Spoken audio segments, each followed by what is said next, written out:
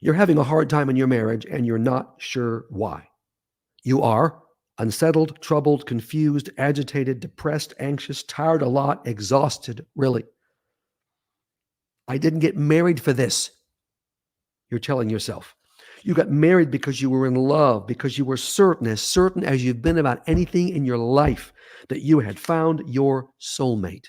This will bring a lot of you back in time. Remember those times? You wanted your marriage to be close, intimate, and fun, safe, happy, peaceful. But these wonderful qualities don't describe your marriage, do they?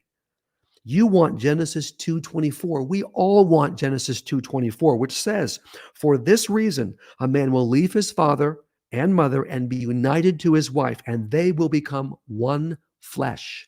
That's God's design for every married couple. One flesh is the ultimate intimacy, emotionally, physically, and spiritually. You don't have that. You have tried and tried and tried, and you're still trying, but you don't have a one flesh intimacy, not even close. What you have is Proverbs 15:13, which nobody wants to have. That verse says this: "A glad heart makes a happy face.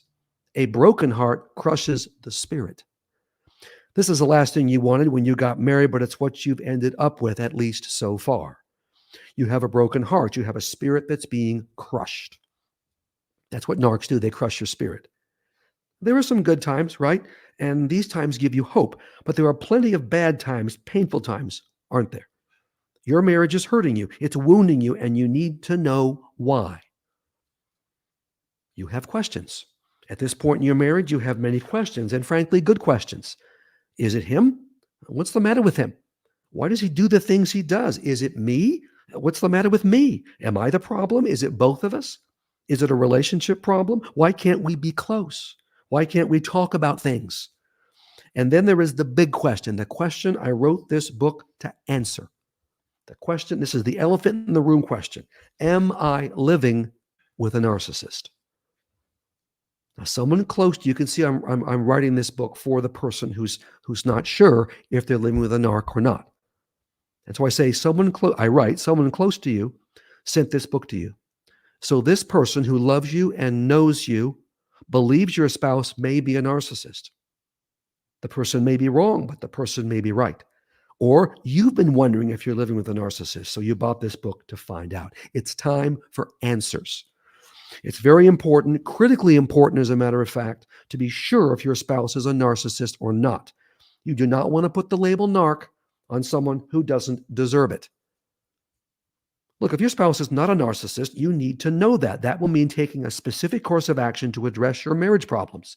Your marriage is still in trouble, but you need a different route than if you're married to a narc.